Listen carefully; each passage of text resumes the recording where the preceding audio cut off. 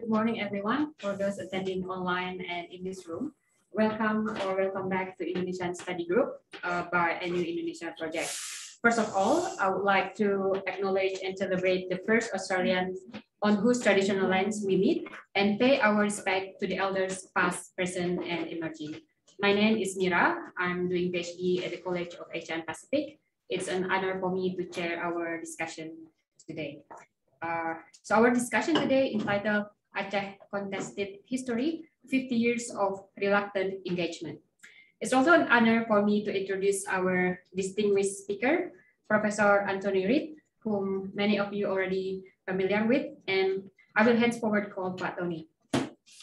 He is an emeritus professor here at ANU, one of leading historian and author of several historical works on Southeast Asia, including the much read and translated book Southeast Asia in the Age of Commerce.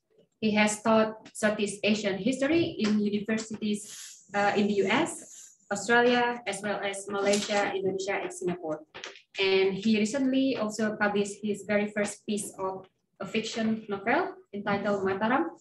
And furthermore, he's actively researching the influence of natural disasters in Indonesian history, investigating the interaction between history and geology in Indonesia's natural disaster record. In this seminar, Pak Tony will speak to us about how Aceh has presented an anomaly for Java-centric understandings of Indonesia and share perspective on the post-colonial contest for sovereignty in Aceh, as he refers it as one of Asia's awkward corners. So Pak Tony will give presentation for 45 minutes and followed by 45 minutes Q&A session as well. And as this hybrid event, so we will be taking questions from those in the room and as well as from participants online. And for those attending online, we encourage you to type your question on the chat box, and we will facilitate to read them out later. And the seminar is being recorded and will be available online shortly after the event. Now, without further ado, Pak Tony, over to you. Thanks very much, Mira. I should add that Mira is my last student, and of course I'm proud to see her shine. That's great. This is also the 50th anniversary of the first talk I ever gave for the Indonesian Study Group, and that's something I felt good about. I mean, that wasn't the reason I'm doing it, but when I thought about it, that was also on Aceh. I think it was on the resistance theme in Aceh's history in 1972. So amongst all the chaos and change at ANU, it's great that a few things survive, and this is one of the best of them.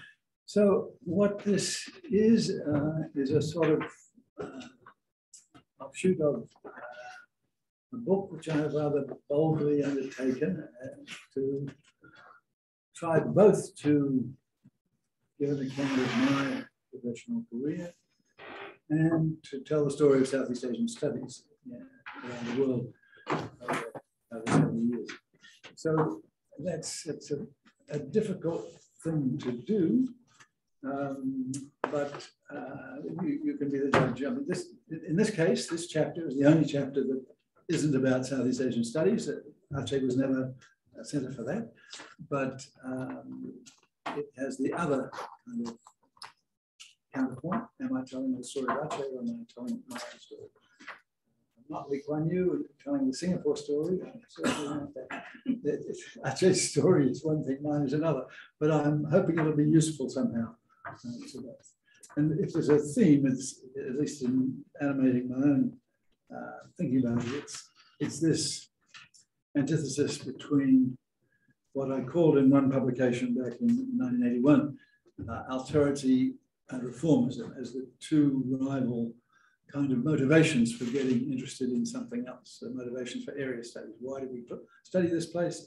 Because we love its difference, we love its exoticism, the last thing we want is to change it, or because we think there's so much like us that we can actually play a part and make it even better and ally with the good guys against the bad guys and so forth.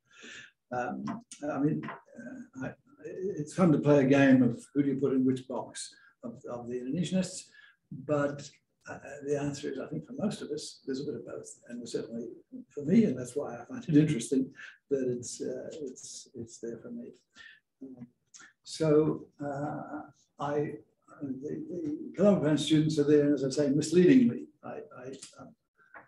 There were romances between Colombo students and locals in New Zealand, as in Australia, but it was all male Colombo students. So this is not and female New Zealanders, Australian.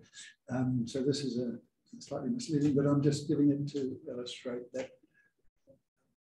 I suppose that was reformism, that enthusiasm to identify with the Colombo students, and the way the SCM, which Keith and others have made famous, and Betty Keith, who we honour today,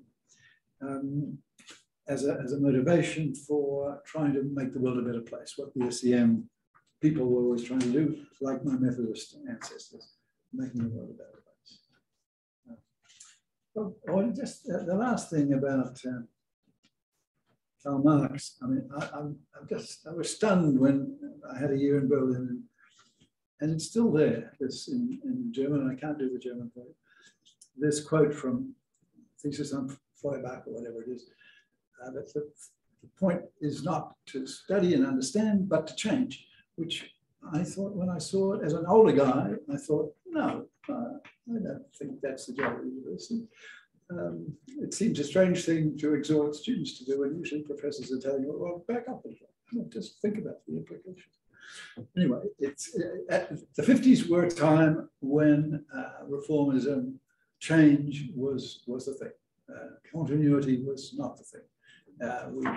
We thought, particularly in those interested in Indonesia, and particularly Indonesians themselves, because the past is, forget it, it's bad news. Changing, everything is changing. So the times had something to do with the way many of us got into Indonesia on what I suppose you'd call the reformist end of the spectrum. So my thesis was as I thought about this, I was transitional. This is a Cambridge thesis, and I was the last of one or the first of the other group. My predecessors in Anglophone scholarship on Southeast Asian history were Nicholas Tarling, John Baston, Graham Irwin, and you could say in Australia, John Legge, people who needed Oxbridge to provide the legitimacy. You had to go to England if you wanted to be academically respectable and get your PhD. You didn't have to go to the place itself that you were studying. Whereas all my students and most of the people who followed me were inter-area studies, the model which was very strong on knowing the place, being an expert on the place. You're going to have to teach about it, you better know it. You better know its language and so forth. So I'd see myself as right in the middle there. But the thesis was no experience of Aceh. I'd never set foot in Sumatra at the time I finished my thesis. I had one little trip, which I'm about to talk about, before the book came out, and I changed very little, actually, just a couple of things and pictures and so forth. When I did have that trip, I found people weren't very interested in me or what I'd done, because in a sense, they were interested in the end of the Aceh War. What Acehnese or other Indonesians know about the Aceh War is all about the pahlawan. I mean, that's all kids know now. It's about the pahlawan. They're all at the end. They're Tuku Umar, especially, as the guy whose defection away from the Dutch side began the last phase of the war, decision for a military solution, and so forth. But so Tuku Umar, Nadin, and Chikatilo were what it was all about. And indeed, the Dutch literature that these guys had been reading was also, at that stage, more interested in those people. I was interested in the origins of the war, why it took so long, what was peculiar about this place that the Dutch found it so difficult to conquer. But as I say, totally unengaged, except that I liked the idea of an underdog.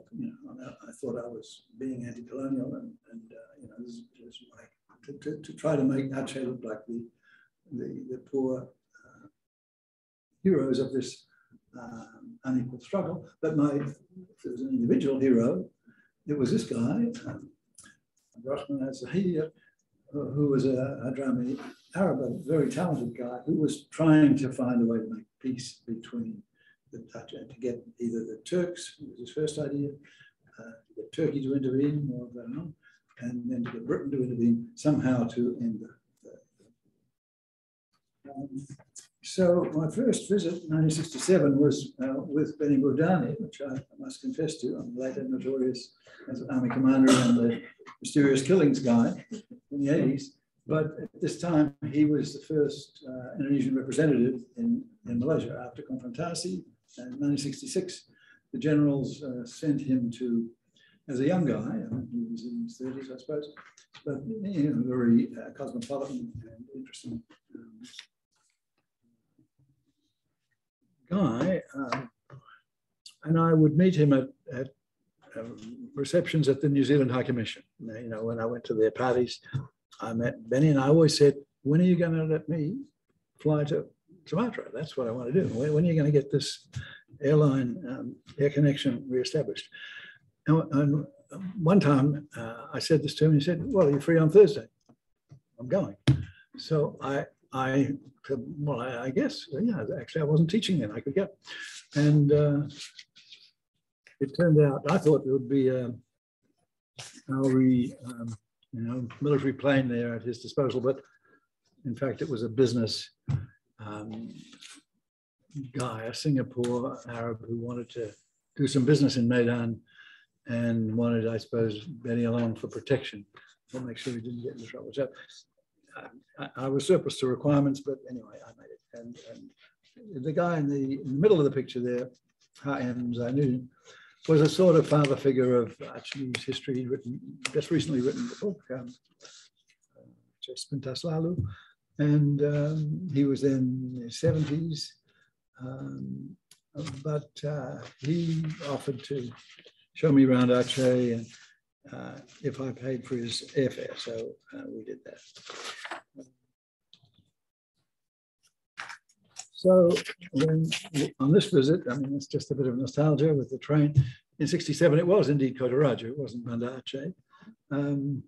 And the train is left over from the war. The Dutch built that. I believe that the engine is 1880s, and I think it was bought a year or two after this visitor one, bought by a German railway museum as one of the, I think it was Krupp or something, one of the few remaining working engines of that vintage, but nothing was ever replaced. And it crept along. It only went as far as Sigley, I think, or maybe not even that far. But, and I mean, I was struck by both stuff about the Sultanate and stuff about the Dutch period and the war that I had been studying. I suppose in terms of what was to follow, I didn't, as Jesse might have wished I had. I wasn't asking people about 65. I was trying to avoid that, but it impinged, of course. But I was meeting guys who would soon take over the role that the Ulubalang had played under the Dutch, the essential mediators between Achenese aspirations and Jakarta. These are the technocrats, like Majid Ibrahim, and I think Ibrahim Hassan also, the sons of the new elite, which was the ulama, the new ulama elite who were legitimate because they were ulama. Their sons, therefore, had a residual legitimacy. And if they went off and studied, economics, they were forgiven for that because of the lineage. Yeah, later I wrote a bit about that. So something I'm I like about the offshoot of the thesis was that I sort of discovered the Turkish role, rediscovered is the word, for the Anglophone world anyway, and for the Turks, thanks to some help from Sally Osborne, a Turkish student in SOAS at the time I was a student, we discovered some Turkish documents on the 16th century, and it got me interested both in the 16th century and in this interesting connection. The picture on the left is of the Turkish cannons. There were some English cannons too, but mostly Turkish, that were sent out to assist Aceh in the 16th century, and had been prized as sort of almost as magical jimat or something, you know, for the power. It had become sacred weapons rather than effective weapons. But the Dutch were amazed by these and took them back as booty to the military museum in Brombeek. If anybody's in Holland long enough to go to Brombeek, you can see these Achenese. Have you been, Mira? To where? Brombeek Military Museum. It's good. Yeah. Okay, you have. Good. Check. Ed didn't have to, I think. No, okay. Yeah, it's a theme that at the time it seemed just an exotic, sort of almost an Orientalist thing. But when Aceh became a hot topic around 2000, and especially after the tsunami, the Turks got interested, and they tend to have a token citation of my paper, my 1968 paper, before going on with the Turkish sources. I like the garbage truck which was donated by Turkey after the tsunami, because the Turkish flag is so like the Gam flag, I mean the Aceh independence flag, for complicated reasons. And later, you know, there was much more research done in this area. So I'm like a thing out of past time, you know, and having stumbled upon this because it was an important issue in the 19th century for my thesis.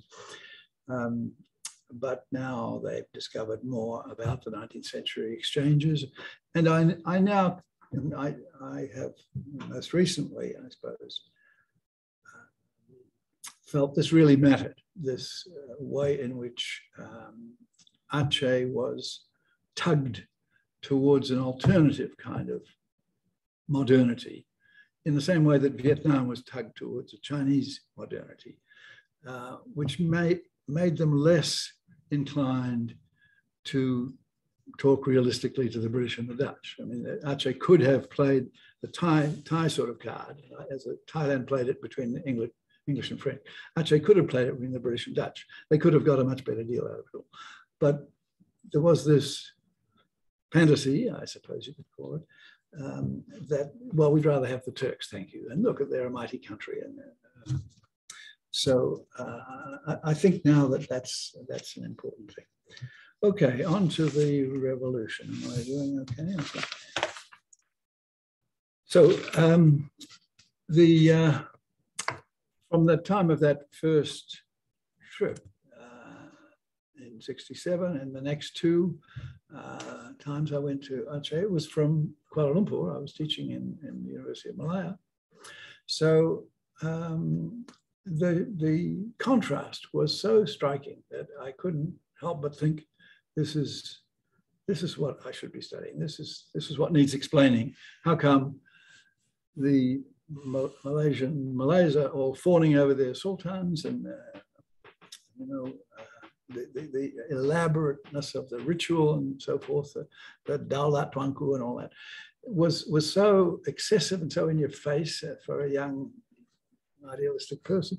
And whereas in Aceh, they'd got rid of all these people. So, and in East Sumatra. East Sumatra, of course, extremely similar to the Malayan case. So I thought that would become my next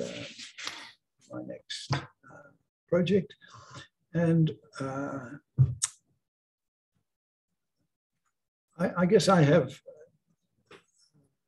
I'm not the only person to study the revolution, but the first to study this social revolution. And in Sumatra. And I guess I differ a bit from Ben Anderson and some of the other, even my colleague David Marr and others who work a lot on revolution, in insisting this was a revolution, and it's terribly important to understand it as a revolution, because post-revolutionary countries are different from other kind. I mean, Indonesia is very different from Malaysia because it had a revolution, and that is the most profound. It's not, I mean, there's also differences because they were colonized by a different place, but the revolutionary distance experience of negating the past altogether rather than negotiating with it, rather than respecting the sort of different vested interests that have to be accommodated. That's terribly important. Aceh, in that sense, is the most successful revolution in that the old elite was totally wiped out and has never really come back. I mean, Ulu Balang, I mean, you all know some of them were in the Jakarta Acehnese. The aristocrats, Dutch educated, well educated, cosmopolitan, nationalist and all that, but they can't really be effective back in Aceh. Because the ulama took over. There's a longer history of that, but therefore Hatta talking to Dad Budaway was different to talking from people in Makassar or Borneo or something. He could speak Dutch and, you know, they had a lot in common. They went to the same schools, but talking to Dad Budaway, he had really nothing in common, even though they were both Sumatran. So there he is, Dad Budaway in the middle in the pajamas. When I went to see him, I wanted to talk about this early stuff, but he did, of course, want to explain his reason for revolting against Jakarta. I still remember him saying, well, the only basis for making war and killing people is jihad. It has to be in the way of God. And if it isn't, then it's murder. That, you know, our guy's killing your guys. You know, so he wanted to impress this kafir that, you know, we don't believe in killing you guys unless it's a holy war, unless there are conditions. And since the Jakarta people wouldn't let us do that, it turned us into criminals. You know, it made us criminals that we were making war for the wrong reason. Of course, that's a post facto justification. You guys know that they're much more complex.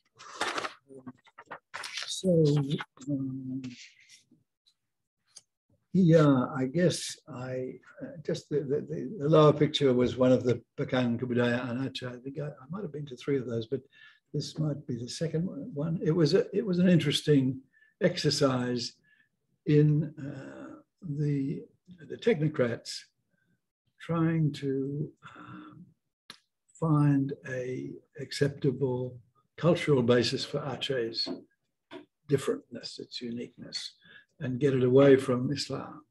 And so they invented these funny hats, which really is Tuku Umar's hat. I think that Tuku Umar's uniform when he was working for the Dutch was a very nice, you know, uniform, and that became the Acehnese traditional dress, as happens with all the best traditions were invented in the late 19th century.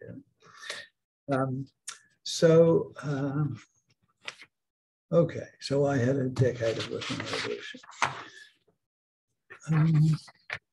Yeah, so I wasn't particularly aware of Hasan Tiro or of his Declaration of Independence in 1976, only much later in the late 90s when it all became hangat again. But I mean, Ed knows it is the authority on it, but Ed's book hadn't been written, and we didn't know much about Hasan Tiro. I became aware, as I say, only in the late 90s, and became sort of had to deal with this, had to think about it.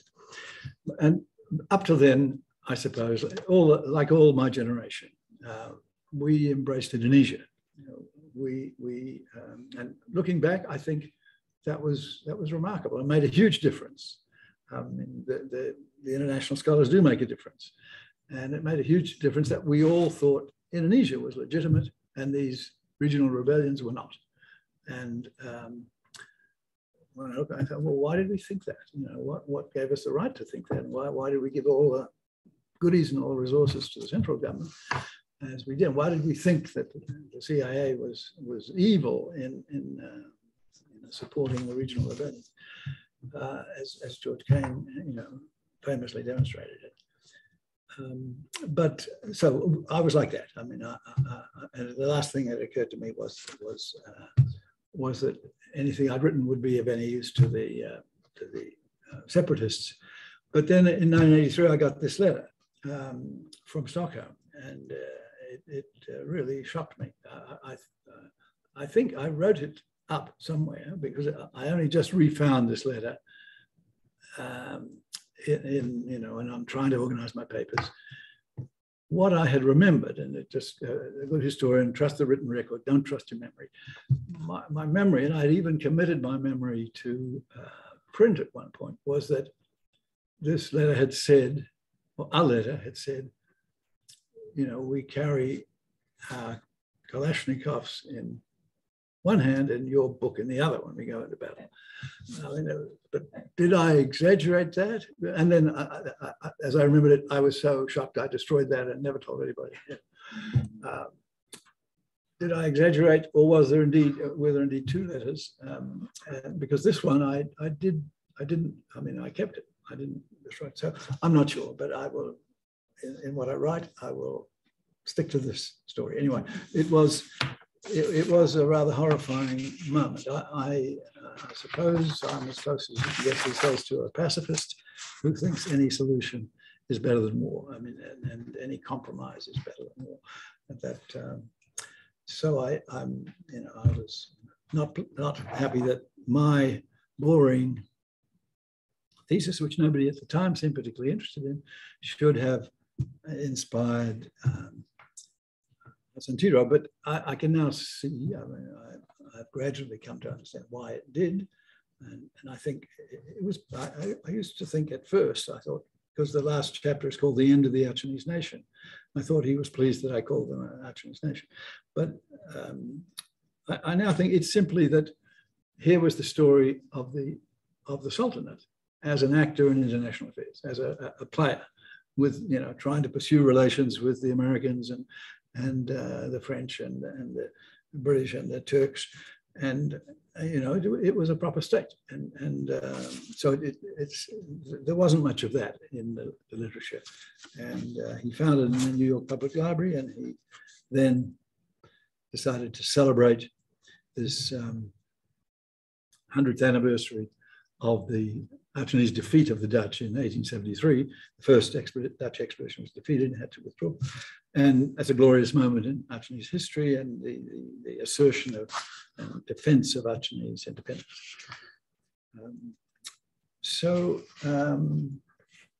That shock with the letter, I suppose, contributed to my, oh no, I'm not going there. I'm going to the Age of Commerce. To my backing off a bit, but also being in Canberra. I mean, there's a difference in being in Canberra and being in Malaysia or Singapore. Well, I became preoccupied with the early stuff, and I suppose that made the alterity theme more important in my life. Aceh was a way in. I mean, my critics haven't actually accused me of this, but they could have. They could have said, well, your Southeast Asia is just reading Aceh on a bigger canvas. Doesn't work elsewhere. I mean, Lieberman said it didn't work in the mainland, but he didn't say it was all Aceh. But it certainly did give rise to my starting to make sense of Southeast Asia in terms of this age of commerce and the gunpowder empires of the 16th, 17th century and the expansion. The issue of gender, which I'm quite proud of, I guess, is something I've tried to say, is the Achenese queens and Achenese just spunky women in general, and of course the argument of Tim Siegel that women in Aceh do control the household economy and so forth completely. That helped me extend this argument to Southeast Asia. In the last book, History of Southeast Asia, I say there are three reasons why the world should pay attention to Southeast Asian history. And they all have a kind of origin, in a sense, in Aceh, if you wanted to be critical. I mean, one is that it's very unstable geologically and therefore discontinuous historically. The second is women. That women are different in Southeast Asia, and I mean the gender relation is different, and it's well worth the world's attention. And the third one is the relative low role of the state in Southeast Asian history until very recently. Okay, now we come back to getting back to reformism. And I said I had to, I'm a bit over my schedule, but so why did I become engaged? It was partly, of course, that when I moved to Singapore in 2002, but before that, Aceh had become hung out, of course. Aceh had, because of the referendum in East Timor, the Achenese started demanding a referendum. The SIRA, the student movement for a referendum, what was it, Central Informasi Referendum Aceh, mobilizes massive demonstrations. And so I became, this was particularly when I was in Los Angeles, I became a bit obliged to speak about this. And I did start to talk as if the easiest route to a peaceful outcome would be, the best route would be an anomalous formula. In other words, Aceh, Indonesia has been so over-centralized throughout the Suharto period that any attempt at so-called autonomy doesn't work. I mean, the civil service just doesn't work that way.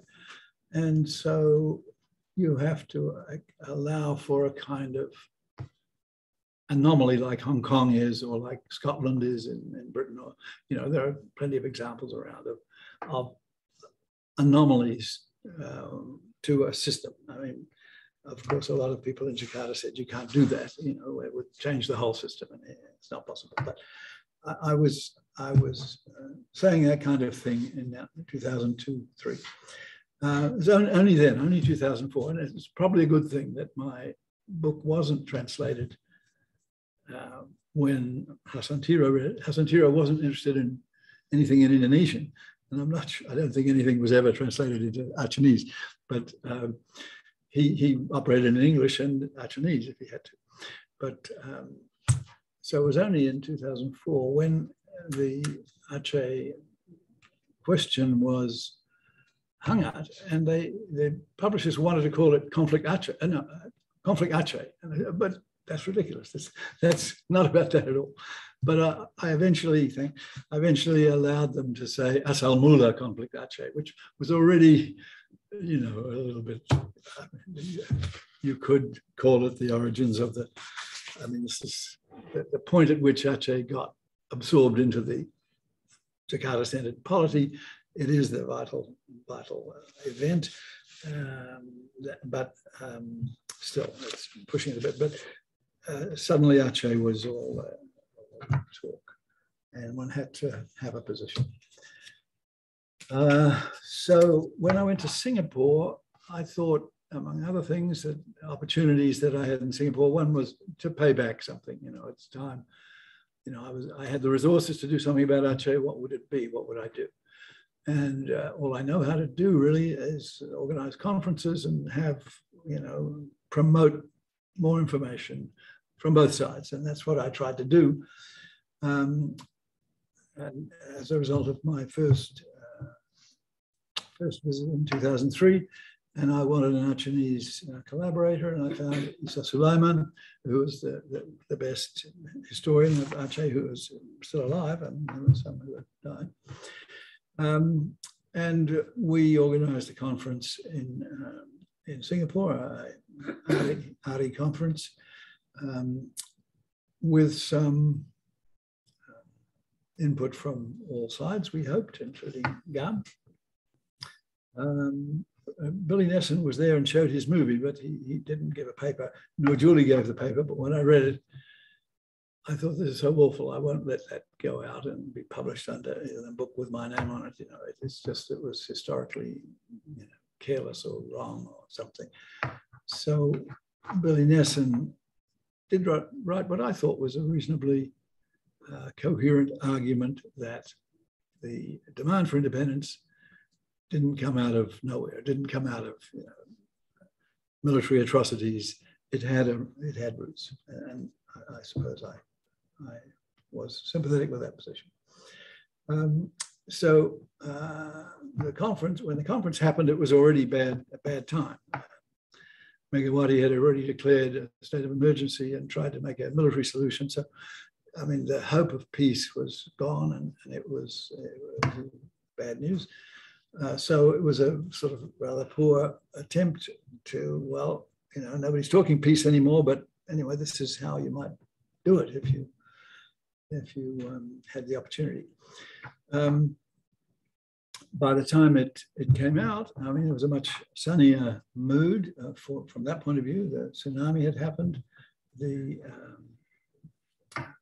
Helsinki Accord had even happened.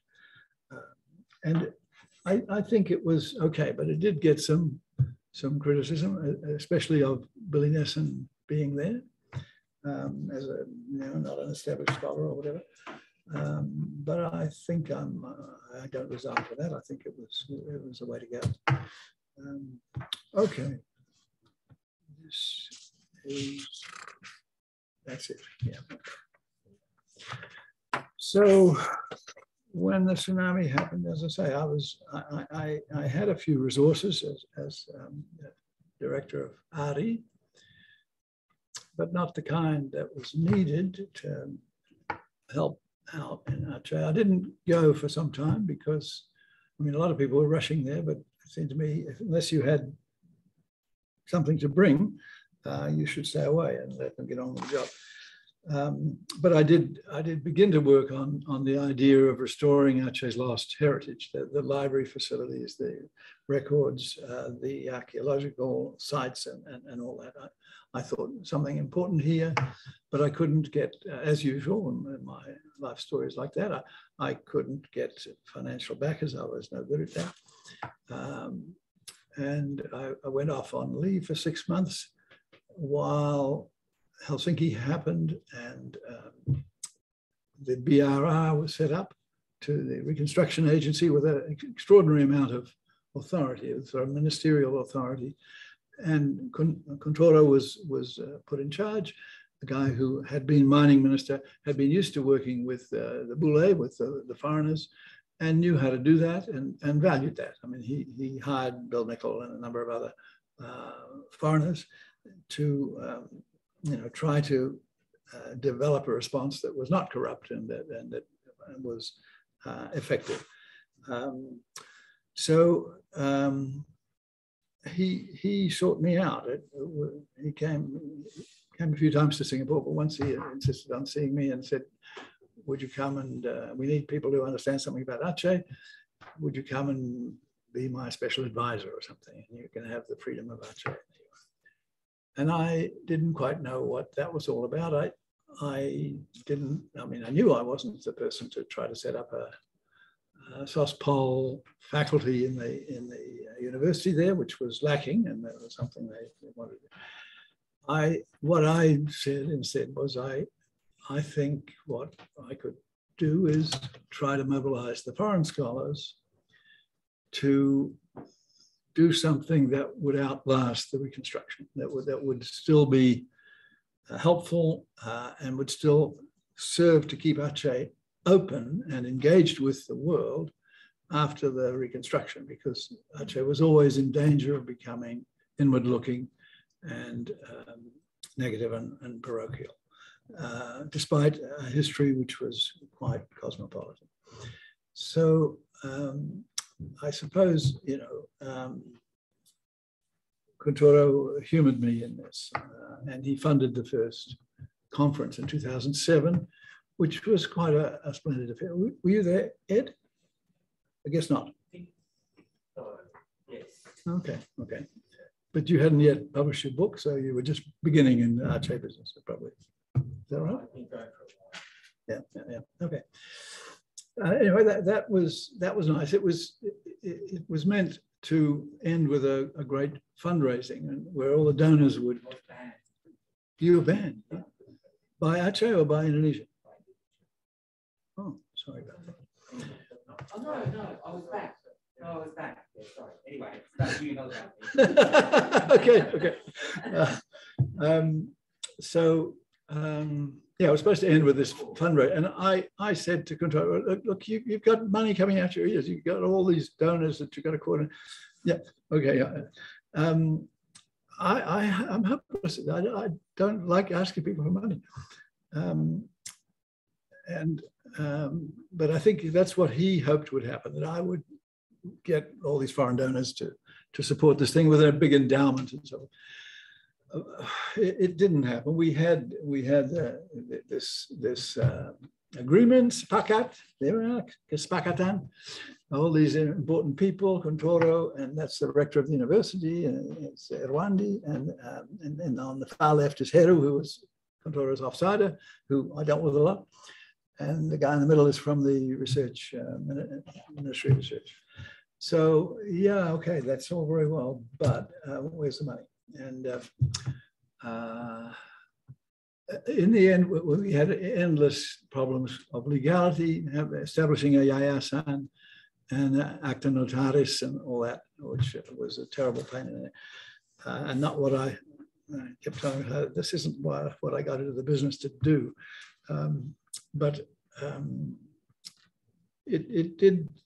We did have an ambitious structure which was autonomous of UNSIA, of the main university, which seemed necessary. I mean, Kuntoro was very much in favor of that, and other people in Jakarta, that you can't trust the university with the funding. I mean, that we won't do it. We've done it before, and it's hopeless, so we're not going to do it. So we set it up to be supported by all three universities, so that they'd keep each other honest, and it wouldn't be owned by anybody, and that there would be an international board, which all these international players, of which there were many at the time in 2007, but there were very few 5 years later, that they would commit to sending somebody to the conference and the board meetings and so forth, and that we'd somehow keep the thing afloat.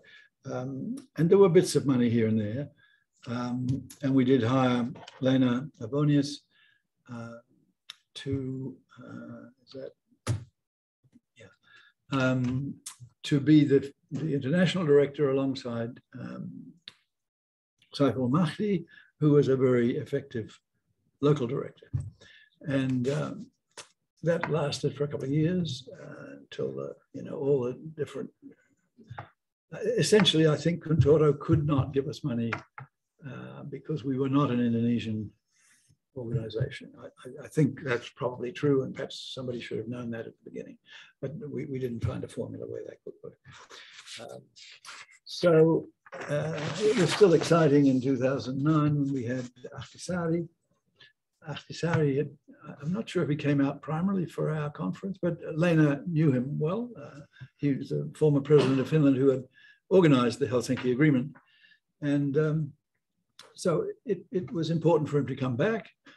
And of course, he was going to say, and the Acehnese were very keen that he should say, that Jakarta hasn't honored all the terms of this agreement. But in Jakarta, they set it up that, it's time I stopped, they set it up so that suddenly SBY was going to visit Aceh that same day. And we therefore couldn't have Ahtisaari. So I think we were supposed to cancel it, but instead we just rescheduled him to come a couple of days later. And it didn't seem to be a problem really in the end. But anyway, okay, so this is the end. I mean, that's the book the guy's holding on the left is the one Mira has to deal with. And this is Sencraft. Sencraft was a right-wing journalist. He really supported the fascists and so forth. He wasn't a particularly nice guy, but his book is the most appreciated of the foreign books on Aceh, because he talks about how brave the Acehnese were, especially how brave the women were. I mean, he was talking about this end period of the war, and in a way, that's who you quote if you want to make Nyadin or Tukuma a hero. You quote that stuff. But anyway, I gave my books. I had thought I would, in all the moves I did around the world, I tried to hang on to my Sumatra collection because I thought one day I would write a history of Aceh, but not before Helsinki, not when it would have been seen to be a vote of confidence in Aceh's destiny, national destiny. So I could only do that after Helsinki was all established. And by then I was running out of energy. So just a few months ago, I said, okay, it's not going to happen. I'll send all the books to Aceh, which is where they belong, and may there be scholars to continue the enterprise. Thank you.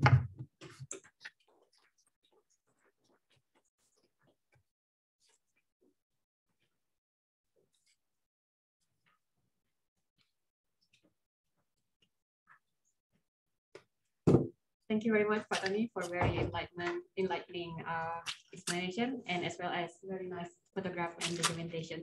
So now we move on to the Q&A session. So for those online, you can type your question on the chat box and we'll read them out live later. Okay. Thanks, Tony. I really enjoyed that. I have three questions. One is about the origin of your choice. The topic of your thesis, you said you were attracted because Aceh appeared to be like an underdog and you found that appealing. But could you just tell us a bit more about concretely how you fell onto that topic, or what was the story there? Second, fascinated to hear that you interviewed Dalbure in 1969. I probably mentioned that somewhere, but I forgot about that.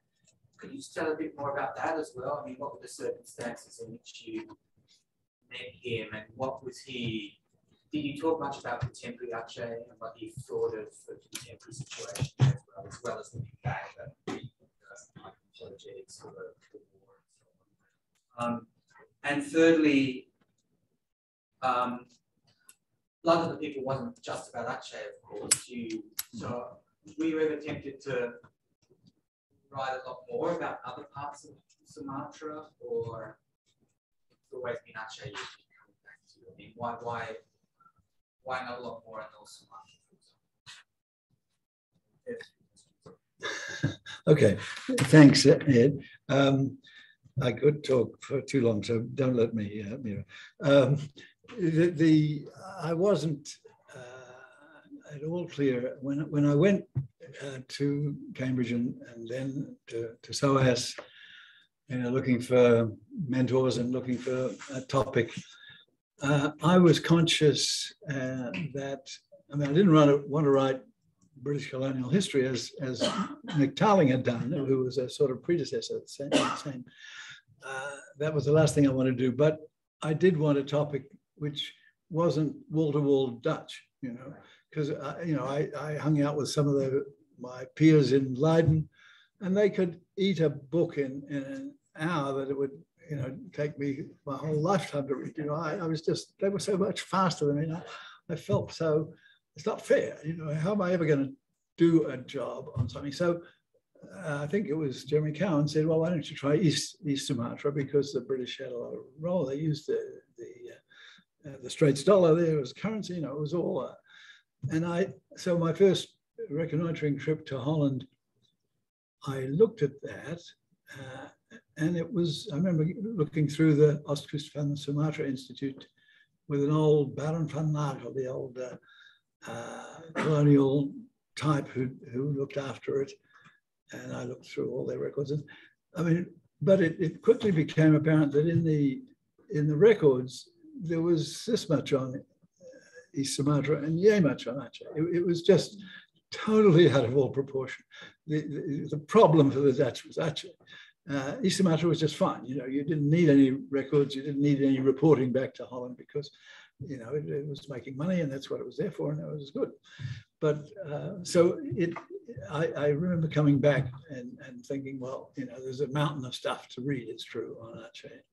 But I don't know if it was then or later. I got lucky in terms of being malas about Dutch and wanting some sort of comparative advantage to balance this. The Dutch spy, who they sent to Penang in 1873, you know, when they were, I think it was just during the preparation of the first invasion and the second, they wanted to know what's going on in Aceh. They had no idea. I mean, the Dutch were extraordinarily ignorant about a place that they were about to invade. And so they sent this guy there. He was called a vice consul, but he had to report constantly on what the sympathizers with Aceh were doing in Penang and what he heard, you know, from all the traders who came back to Penang with the pepper trade and so on. He was there to interview everybody and report it all back. And and he wrote in English, amazing. Because, I mean, that's why they sent him there, because he was very fluent and he knew, he'd been to a British school or something. So he kind of knew his way around. So, but it's just incredible. So I got very lucky with that. And that was a great source for trying to give Aceh a voice. You know, that, you know, the Acehnese didn't write much about the war or about anything. There's nothing much there that you can quote, but he was trying to give a running narrative of what the Acehnese are up to and what are they doing from the sources of it. But I mean, then when I was writing, then the underdog story sort of became relevant. Daud Budaway, he was allowed, you know, he'd come down from the hills under this agreement, and he was allowed to be there so long as he didn't take part in politics. So he had a project pembangunan. He was a project irrigasi, I think it was, in his Brunun, in his place. And he was keen to show me that, you know, he was doing good and that this is what was needed, you know, to provide some development. He didn't mention Santiro or any ongoing aspirations for Aceh, but he clearly didn't back off from the idea of Darul Islam is what we should be aiming for. And I mean, he was amazingly strong, and he, you know, I didn't get there till, I don't know, dusk or 6 o'clock or something. He put me off by saying, oh, we expected you yesterday, we killed a chicken or something, you know, and you didn't, which I wonder was like Mao Zedong used to do, it's a sort of a ploy to make you feel apologetic or something. Then we had to chew betel endlessly and talk about pleasantries. And I wasn't allowed to ask questions until it was about 10 or 11 o'clock at night. And I was getting tired. You know, it's, I think it was 2 in the morning when I said, sorry, but I have to go sleep. I mean, it was terribly shameful. I had my big chance to, he would have gone all night, I think. But of course, we didn't have tape recorders in those days. So it was hard work writing. Do you have notes from that school?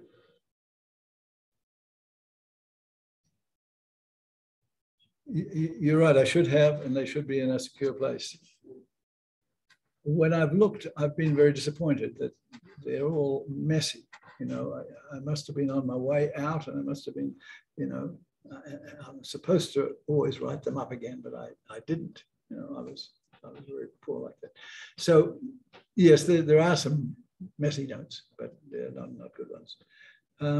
And for the rest of this, yeah, I mean, for this talk and for the chapter I wrote, Aceh became a big deal after '98 because it pulled me back. I mean, and because, you know, as I say, reluctant engagement.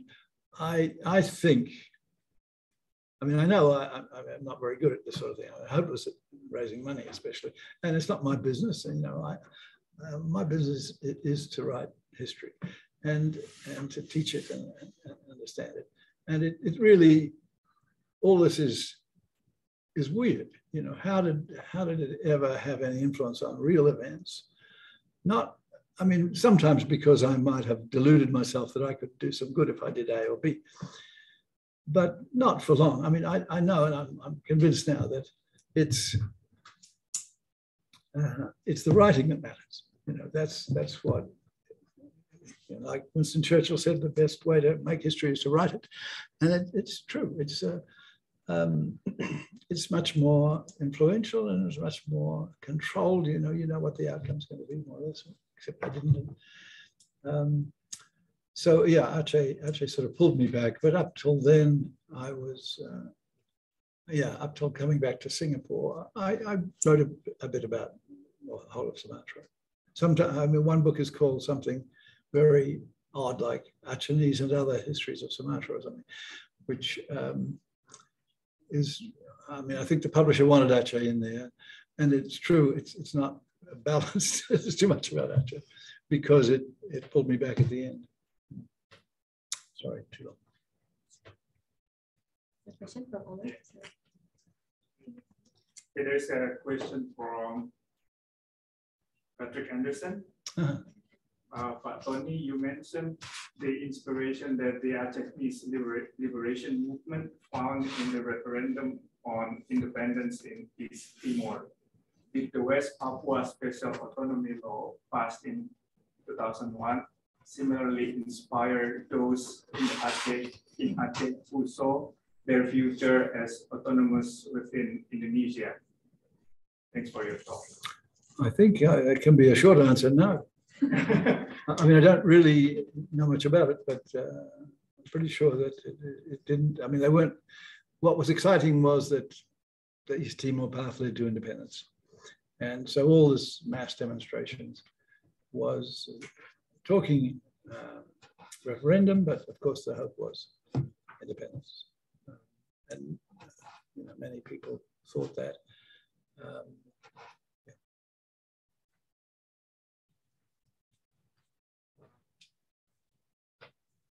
Yeah, several questions. Number one is this. So when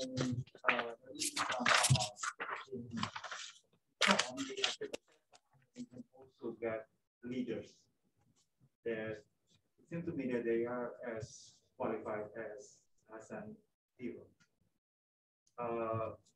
And your work influenced that notion in Aceh, but that I don't understand why only Aceh then become like that, but not the other region. And you know, and if you look at the root, the South Maluku movement has been for a long time as well. Not so much, not Sulawesi as well.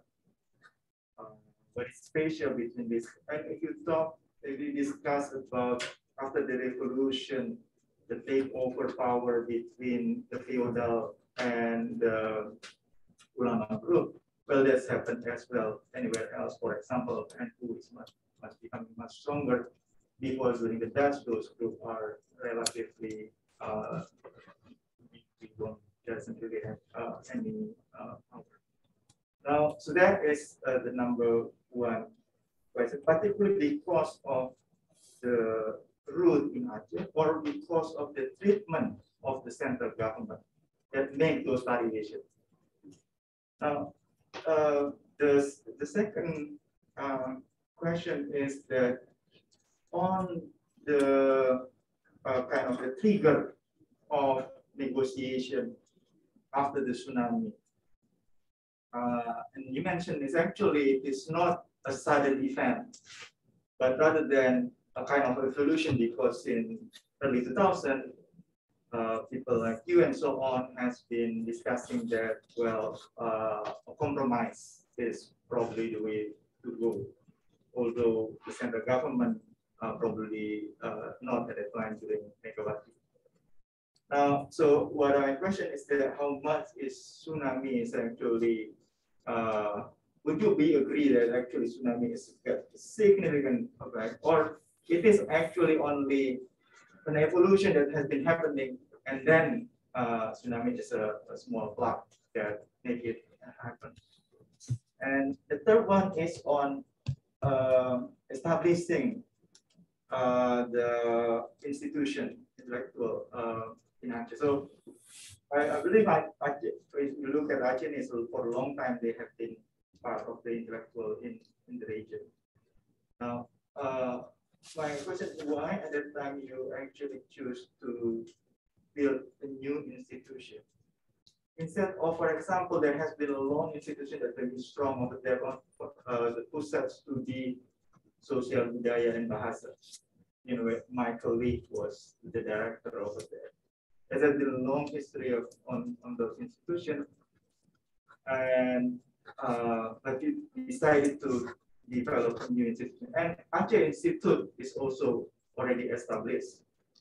And so when you decided to make it, it's actually for people outside, for people like me who would like to support the intellectual, bit confused. Which one that actually I need to bet? Yeah. So so that is probably yeah, my question, the key question. Okay. The issue of whether what caused the strong support for referendum and ultimately for independence in Aceh was its history or the military abuses in the late 90s. I mean, that's an ongoing debated one. And I guess my take on it is that, I mean, perhaps I would say this as the historian, history matters, that it's the fact of having a sultanate, which was an independent state, and having a lot of pride in that, that makes you think, like I remember Irwandi saying to me once when he was a kid, he thought, we're here in Aceh, why is our capital in Jakarta? Why isn't it in here? Why isn't it here in Aceh? I mean, I don't know if he was telling the truth, he probably was. I mean, there is a strong memory of having their own state. And you might say, I mean, there's plenty of parts of Indonesia that are more different, I mean, like Bali or Irian or something. But there's no others that had that long story of being an independent place and fighting for the independence of that place. I mean, that's it. I mean, the Acehnese were long known as fighters for their independence against the Portuguese. In a way, that's what created Aceh, was the fight against the Portuguese, and then later against the Dutch and the British and so forth. So I think that it sufficiently explains why Aceh was different from the other places, even though in some cultural terms it wasn't. I mean, I don't deny that the military abuses had an effect, but there were military abuses elsewhere, but not the same basis for autonomy. And I mean, similarly, I mean, Papua is as different as you can be, as a sort of stateless place that didn't have any background of having a state at all. And so what is it that you rally around? It's not easy. It has to be just sort of negative. I think the tsunami mattered a lot, yes, I think, but perhaps especially because of the international community. I mean, I remember my feeling, I mean, I wrote one of my useless intervention, I mean, letters to the editor in Singapore was to say, you know, Aceh has suffered enough, you know, enough already. It's sort of obscene to start, you know, taking advantage of the tsunami to arrest more people and kill more people. And it's as if God says, "You want violence? I'll give you violence. You know, you're just fooling around here." You know, so that was my reaction. I think it was a lot of the international community, which came with their money, and then suddenly they were there in a factor giving so much money, and they put a lot of pressure on a peaceful outcome for this. I mean, they couldn't rebuild Aceh if they were trying to fight all the time. So there was pressure for peace, not pressure for independence, but pressure for peace. And the third one is, well, I was exercised about this. Mostly, I mean, with the Aceh Institute, of course, we annexed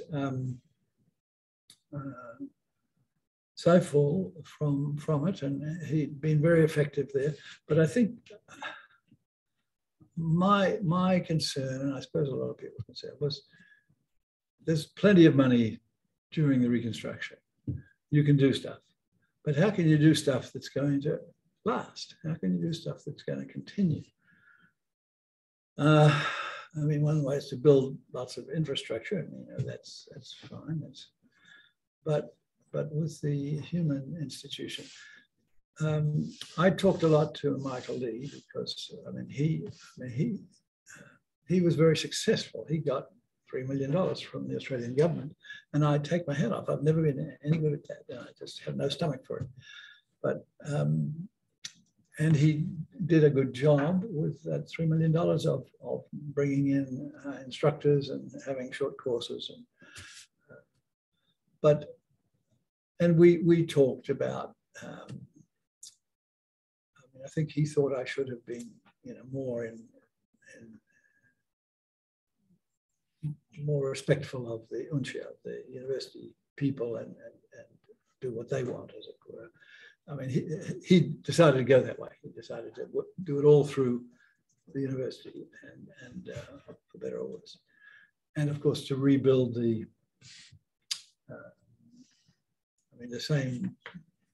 the physical input of UNCHIA was always the same. It went back to the Pusat Latihan Ilmu Sosial that had a lot of Ford Foundation money way back in the 70s and 80s. And that's still all these institutions. I mean, that's what UNCHIA can provide. And so we shared that space, but it didn't. Arti was what he called his thing, whatever it means, essentially a research training thing, which was in the spirit of the original Pusat Latihan Penelitian. And it was able to bring in lots of things. I guess I was also thinking that a key, I mean, and I've said somewhere in what I've written here, that perhaps both Michael and I were out of date in thinking, because we both thought that the way we can best help Aceh is bring in lots of foreign tenaga, lots of people who can lift the teaching standard and establish the connections and you know, make sure that there was an outcome. And so, because back in the 70s and 80s, when we'd been involved in the Pusat Latihan, that seemed to be the case. I mean, there was just so much weakness in the system. But as somebody said to me, Sandra, what's her name? In the Asia Foundation. Why don't you? Sandra, yeah. I mean, she shamed me a bit when I was sort of trying to worry about, you know, what am I going to do? Saying, why don't you just trust the locals? You know, they can do it. Saiful's terrific, you know. And that's true. That's true. I mean, it's true now. It wasn't true. I don't believe it was true in the 70s and 80s when we learned our attempts to be helpful.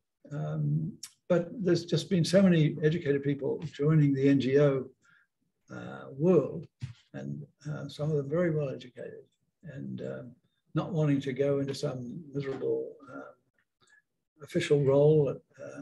So now there are plenty of those people, and it's so I'm amazed. I thought several times I would go to the board meeting, saying, "Well, let's, you know, we gave it our best shot, but sorry, there's no money, so we might as well just admit that." And the Achenese always said, "No, no, no, no. Oh, this is fantastic." Yeah. So I'm amazed at that.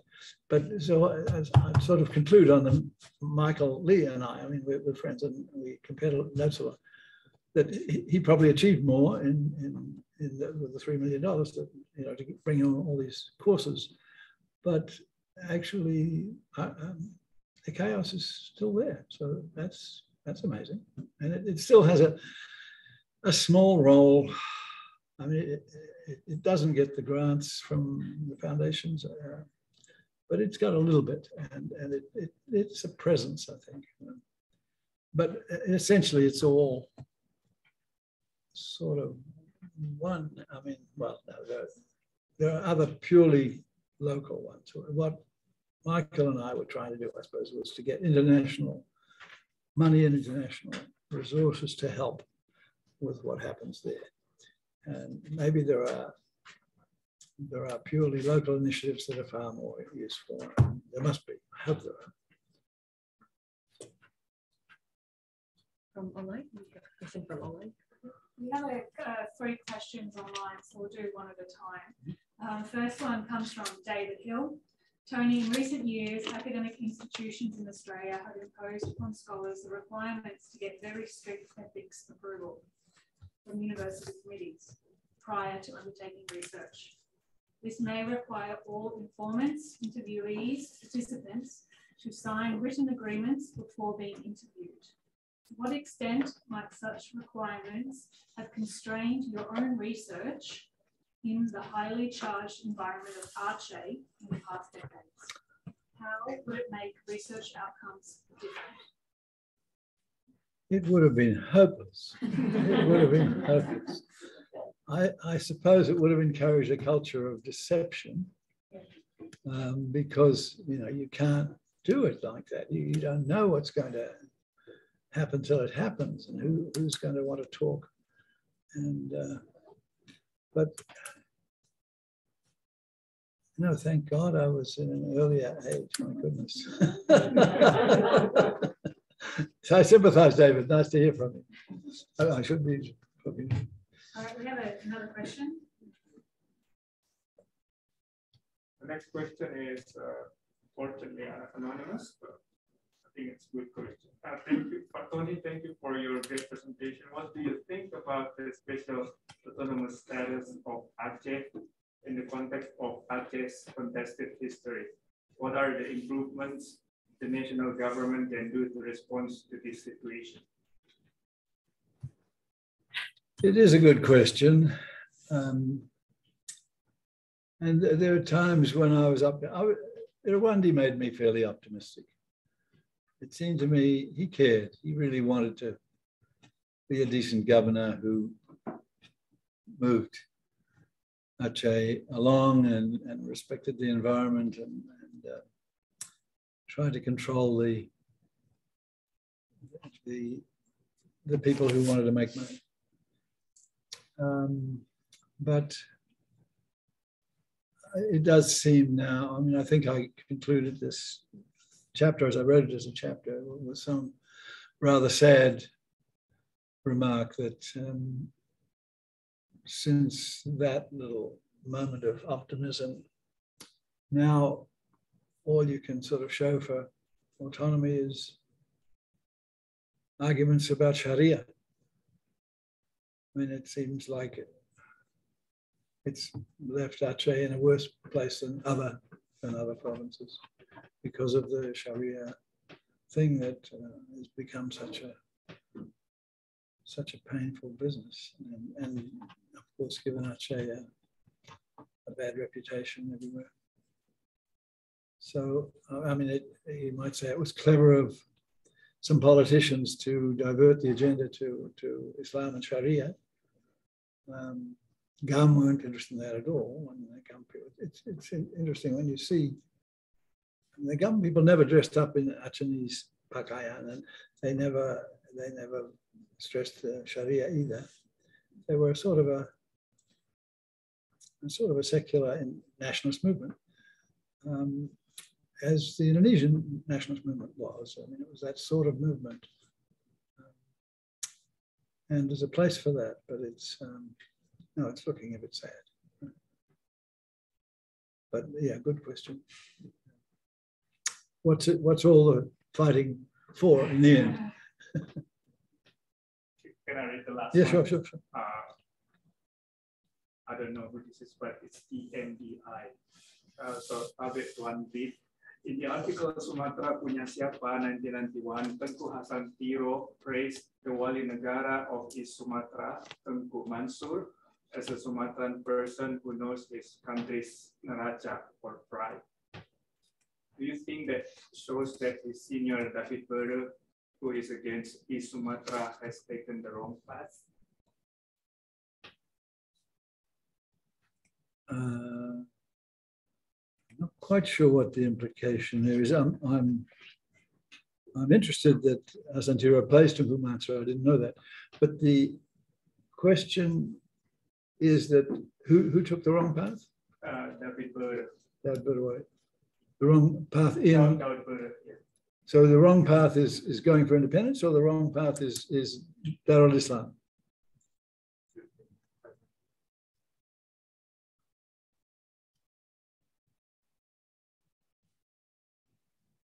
It's not clear. Anyway, I mean, of course, Tengku Mansur, I mean, it's a very interesting figure, and it did intrigue me that, you know, when they came up with this Wali Negara thing, that they wanted, I mean, as part of the autonomy, they really, I suppose, wanted it for Hasan Tiro. They wanted him at first to be Sultan, and then they, you know, they thought, well, Wali Nangru. I mean, if you use the Achenese term, it's not quite a Sultan, it's something else, and but that they copied the terminology of Mansur in the Negara Sumatra Timur, which had a head of state was Wali Negara, which I suppose it left. I mean, the beauty of it, in a sense, the reason why it was chosen is probably that it left somewhat ambiguous whether this is a sovereign state or whether it's part of something else. Because, especially in Achenese, if you say Nangro, I mean, in modern Indonesian, I suppose Negara means a state, a proper independent state, and Negeri derived from the same root, essentially. Negeri means any little village or whatever, small place. And Nangro, so you don't know which one, it hasn't bifurcated like that. But I don't know how to answer the question of whether somebody took the wrong path. I suppose that of course I think Hasan Tiro took the wrong path, in that I think it's never worth the cost in lives and blood and damage to start a military, you know, insurrection and to try to resolve things by force and killing people. I definitely think that. But on the other hand, I mean, I said in here somewhere, I think I was probably consistent-ish. I hope I was consistent-ish in saying what you want is a peaceful outcome above all. Whatever comes out of an armed struggle is probably going to be a worse outcome. Yeah. So that's, and it did look to me for a while as if there might be a satisfactory peace. Well, there was a sort of, it was satisfactory, the Helsinki Agreement, but the Achenese haven't been able to hold the show together and to use it effectively, I think. Except, I mean, you could point to a few cases of running the cultural agencies where they're slightly more autonomous than other provinces. You could do that, but it's way below what was anticipated at Helsinki. I see my questions. Oh. And we have another question from online. Okay. So, so from your story, so you have come across and encountered many and mingle with many Acehist leader and figure. So I wonder how they influence your research or your writing, if any. Well, of course they do. Of course they do.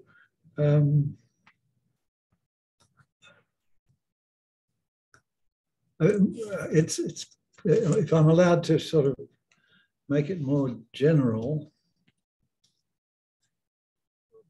we researchers, or especially folks like me who are maybe lazy researchers, we mix with our own kind. You know, we mix with people who are kind of university people and NGO people and educated people. And it's hard to represent. It's hard to imagine that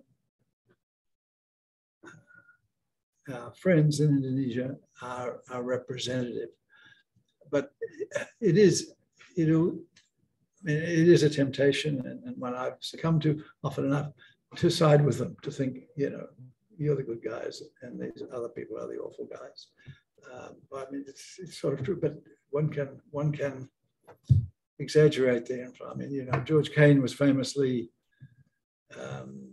criticized that it was really Subadio's book. I mean, his book was, you know, the PSI people. He got on very well with, and they got on well with him, and so it's like that. We must do that. I think I'm proud of the Blood of the People book. I mean, that's the only time I really relied heavily on interview material. That it's a sort of maybe a political sciencey. I mean, at that time, the players were mostly still alive, and they had radically different takes on what happened and why. Especially, I mean, in Aceh, there was nobody left to defend the Ulubala, but in East Sumatra there were. And you know, I pleased neither side, of course, but I think that was fun, and it was felt important at the time to try to travel a balanced course that honored both sides of the struggle. One question. Yeah, thank you, Pak Tony, for the interesting talk. This is actually just a thought, not a question. I guess I'll say that one of the positive outcomes from the Aceh-Indonesia conflict is preservation of the environment. So in Aceh, we still have a largely intact forest, one of the largest intact forests remaining in Sumatra. And you know, during the Suharto era, there are a few timber concessions issued in Aceh, but they couldn't operate because of the conflict. So when we see what happened in Riau, Jambi, Kalimantan, all of the forests are largely degraded, but in Aceh, because of the conflict, I guess economy is not really investment is not really won't really operate. So that's why the forest is still intact. And after the conflict, I think like in Wandi, he really respect like he said, really respect the environment with his Aceh Green. Also, he initiated the Red Plus, and several of the Bupatis as well. They remembered during their guerrilla war, their footprints were erased by the white elephants passing in the forest. So the Bupati now, some of them really keen to protect the forest area in Aceh. And some of them, like one of them said that we need forests, not because of the impact, the positive outcome to the community, but we need forests because if one time Aceh is in conflict again, then we couldn't do the guerrilla war without forests. So yeah, interesting. I guess this is just a thought. Maybe you have any response to that? No, just to add to it, I took a photo of a huge banner that used to be on the road in Rwandi's time, on the road between Banda Aceh and Sigli, when you go through the forested part. It was close to a reserve that they had for elephants, I think. And what did it say?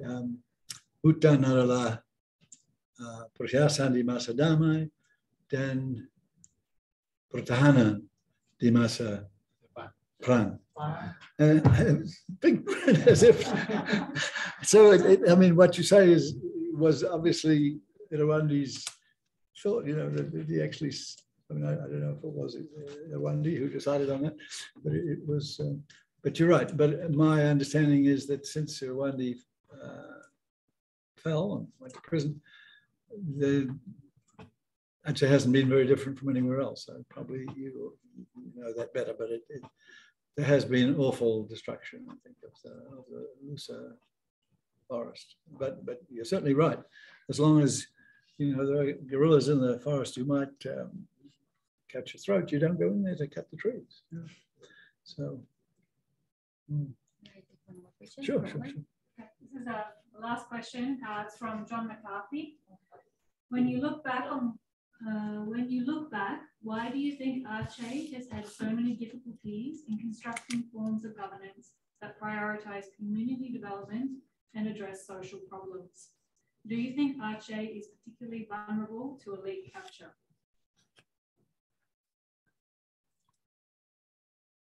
No, I don't think that, but John may know, may know it better than I, John.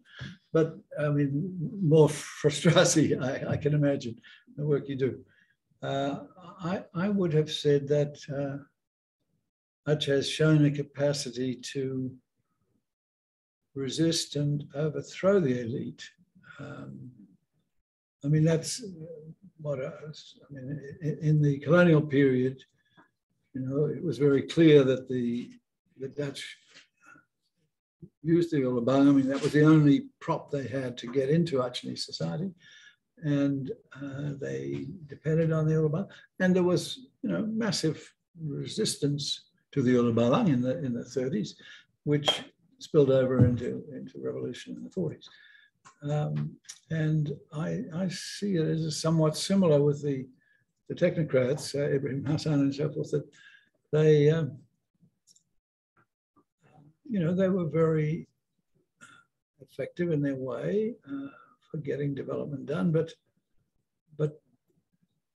the reaction came with this, the demand for independence or a referendum or autonomy and so forth. I would have thought that it's perhaps an example where there has been a major change in that. Let's say that the ulama as a force are much more significant than in other provinces, and they have been the dominant force at many times. And so, in a way, the problem, if there's a problem, if things are worse, if it's harder to deal with Aceh and Achenese than other provinces, I think Kuntoro thought that. I mean, they are a feisty lot. It's partly because they are, in general, feisty and they can be aggressive, but that the ulama are always a counter elite to whatever elite capture is going on. It seems to me. Yeah. Thank you. So we come to the end of our time. Thank you for your participation, questions, and contribution. So now please join me thanking our wonderful speaker, Dr.